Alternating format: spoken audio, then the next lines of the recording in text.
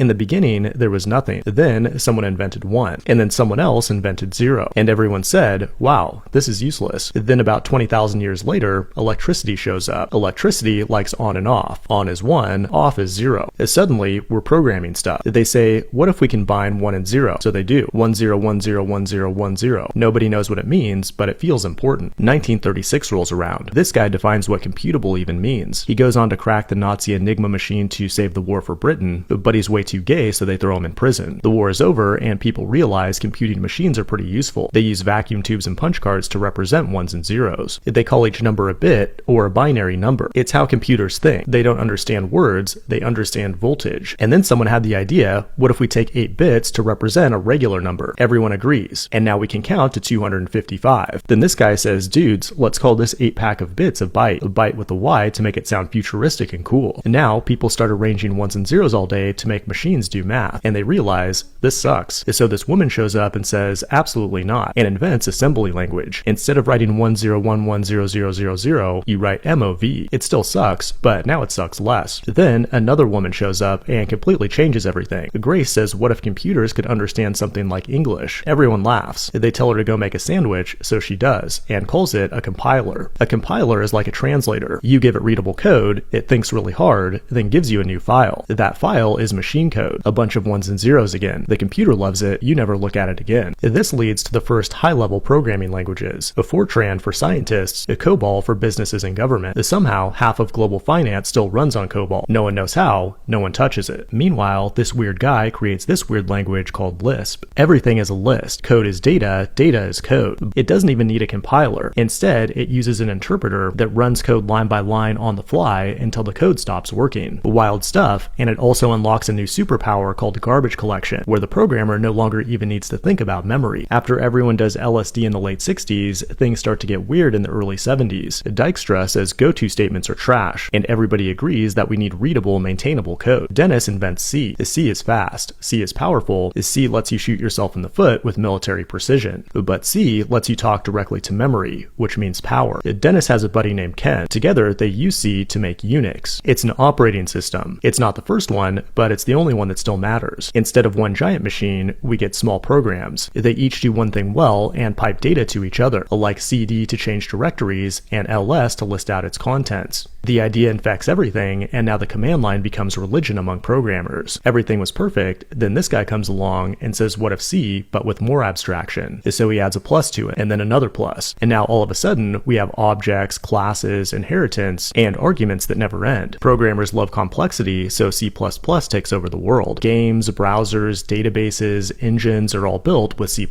even today, and people still can't stop arguing about it. Now the year is 1982. Every nerd owns a Commodore 64 while learning how to code in BASIC while listening to Thriller on a record player. Soon, Turbo Pascal shows up. Like C, it has a compiler, but also a full integrated development environment. It sells like Thriller, but many new programming languages are hitting the scene. Ada is created for the military, Erlang for the phone system, MATLAB, Perl, Objective-C, and more. Oh, and don't forget Smalltalk, one of the first pure object-oriented languages where everything is an object. Everybody forgets about it, but everybody copies it. Then the 90s happen, and three philosophies collide. Guido says code should read like thoughts, so we get Python, where readability matters and indentation is law. But James says programs should run everywhere, so we get Java, where you write once and debug everywhere. Java doesn't just ship a language, but also a revolutionary virtual machine, which is like a fake computer that runs in the real computer and compiles Java to bytecode instead of machine code. It's basically cheating to get Java to run everywhere. But then Brendan comes along and invents JavaScript in 10 days to make buttons animate in the browser. It was supposed to be small, it was supposed to be temporary. It now runs servers, phones, databases, and spacecraft. No one planned this, no one wanted this. Then the World Wide Web happened. The experts said it would be no more important than the fax machine, but billions of websites were created anyway, most of them with PHP. Nobody likes to talk about PHP, only JavaScript frameworks. Wars were fought over JavaScript frameworks like jQuery, MooTools, React, Angular, Vue, Svelte, and thousands more. Many people died from unrelated causes, but they didn't die for nothing. Throughout the 2000s, languages became cleaner and more elegant. Swift fixed Objective-C, Kotlin fixed Java, TypeScript fixed JavaScript, Go fixed C, Rust fixed C,